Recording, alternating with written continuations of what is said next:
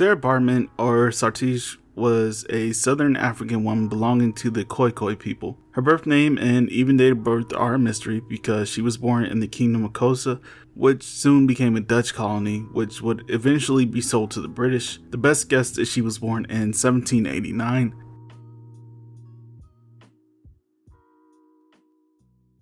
Some people think her name may have been Sarah because it's close to Sarah.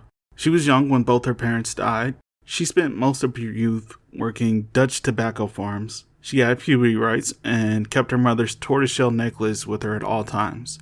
Somewhere in the 1790s, she met Peter Caesar, sometimes called Peter Caesars. He was a trader and a free black man. Despite being married and enslaved, somehow she went to Cape Town, South Africa with him. There, she would work as a nursemaid for Peter and then a wet nurse for his brother Hendrik in Woodstock, South Africa. At some point during this time, she became pregnant twice, but neither child survived long. People didn't care to keep records of enslaved people, so we don't know the father. However, it could have been a Dutch soldier named Hendrik van Jong, who she had a relationship with. Baartman had a condition called Steatopygia. This leads to additional fat growth on the buttocks and thighs. Hendrik Caesar would take her to the hospital and show her off for money. During one of these trips, a Dutch surgeon named Alexander Dunlop was visiting. He spotted Baartman and suggested she be sent to Europe to make a lot more money exhibiting herself. Both Hendrik and Sarah refused because their little show in South Africa was just for fun. Sometime in 1810, Sarah and Hendrik agreed to travel to Europe with Dunlop. The three lived together in the most expensive part of London with two African boys who may or may not have been slaves. Sara Baartman was a hit in what we now call a freak show. People came across London to see her, not because she was their idea of what a black woman looked like, but because of her buttocks. They exaggerated a little to get people in the door, but she actually had a great control over the exhibit because she may have been a slave in Africa, but slavery had been abolished in London by the 1807 Slave Trade Act. She refused to ever model nude. She didn't allow touching. If you got too rude, you had to leave. There is some contention here as abolitionists took Hendrik to court, claiming he had enslaved her and forced her to live in squalor. In contrast to the character she played during shows, she spoke fluent Dutch and claimed her independence as well as a refusal to go back to Africa.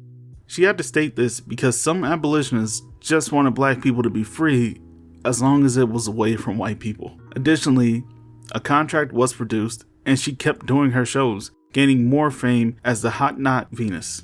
Venus is the term used to represent the female body, most specifically in art such as statues. It's been present in Roman and Greek history, and if you've heard the term before, it most likely is reference to one of these. Famously, the Venus de Milo is a Greek statue made of marble said to depict Aphrodite, but I didn't take 2 years of art history to let you believe that only certain body types were depicted. While Aphrodite's tall and slender body has gained great fame, there are far more statues such as the Venus of Willendorf, which is shorter and stouter and emphasizes the breasts and hips. It is believed to have been a fertility statue. Dating even further back, the Venus Hohlfels was carved out of mammoth tusks. Some anthropologists have argued that these statues aren't figures representing beautiful women, but instead body types of women that promoted survival and hope. In my opinion, if you look at someone and they make you want to survive for the long term and fill you with hope, they're beautiful. While things were great in London, when she traveled to France, where slavery was legal, things took a dark turn. She was taken and enslaved by an animal trainer named Henry Taylor.